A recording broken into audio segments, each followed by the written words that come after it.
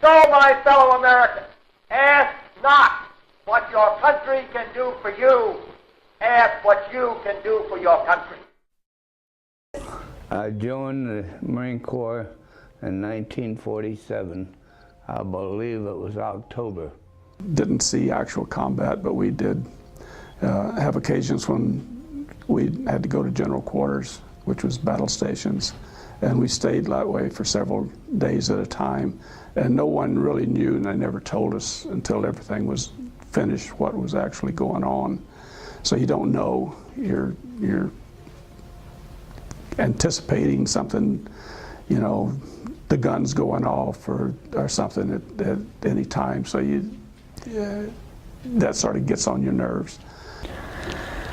The first time I was in combat, it was the second day I was in Vietnam. Well, it's important that the younger generation learn about the American history, which the Vietnam War was part of. That war lasted for over 11 years. And being a man who spent 2 years in Vietnam, I have a million stories that I could tell you about my experiences in Nam. A lot of good, but then some tragic ones also. So I think it's important that you learn from somebody who's been there to tell what their experiences were and what perspective they had, why the time they were in country and after they were discharged. We had just taken over our riverboat, and we were taking the crew into the Army base for transport out. Well, when I came back from Korea, like I said, I left in '49, and I came back right around November, December of '52, and I went looking for some of the guys I went to school with, and after about 3 homes that I'd went to, and the parents had told me that they didn't make it back from Korea, I was afraid to look anymore because I thought that maybe I was the only one left out of my whole class. And the lieutenant that was on the boat, the VC fired a rocket at us. Now this man was getting out. He was on his way home. Definitely, you're very tight. I deployed with a group of about 30 guys in small detachments, 2 aircraft, about 30 or 40 people. So you become very tight with those guys and also with the people on board the ship. So it's, you know, you have a small group of people, you're friends with everybody. Everybody gets along whether they like it or not, because there's close quarters and that type of thing. But, you know, just flying and doing what we did, every day, you're just seeing the same people and you're really having a good time, just working a lot. And that's pretty much what you're doing while you're on deployment, is working and flying. And they fired a rocket at us, and he threw his hands up like this. The only thing we found was his watch, and from here down.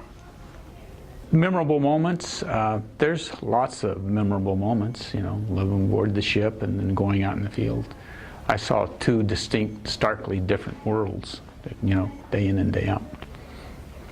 Well, I didn't realize at the time that I was actually the cheerleaders' mascot in high school, but still most of the guys were joining the military and getting stationed closer to home, and they were bigger heroes than the football players. So I decided to join the Navy and become a hero, not realizing I was already the cheerleader mascot. I mean, how much better could you get? Transition was, well, you're like you're mad at the world. You know, nobody give a damn.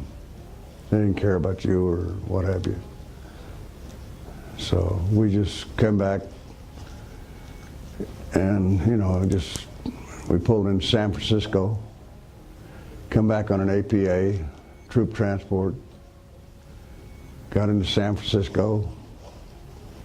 They gave us, I don't remember what day it was, probably Thursday or something. They says, you can have Liberty for the weekend. Gave us Liberty cards, issued us uniforms. None of us had any uniforms.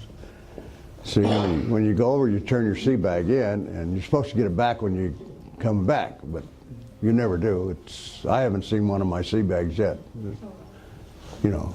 And so I come back and just Yeah, you know, you're just, it's hard to say. You know, you just, you don't trust anybody. You're pissed off at the world.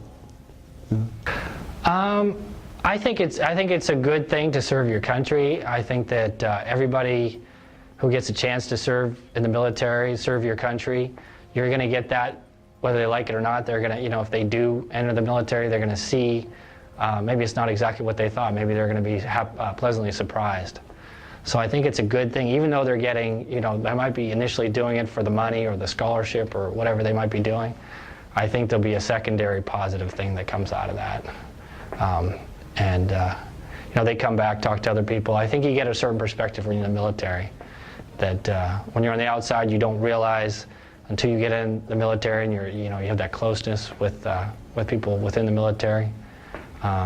It's a positive thing all around. It will affect your life throughout your whole life in a positive way.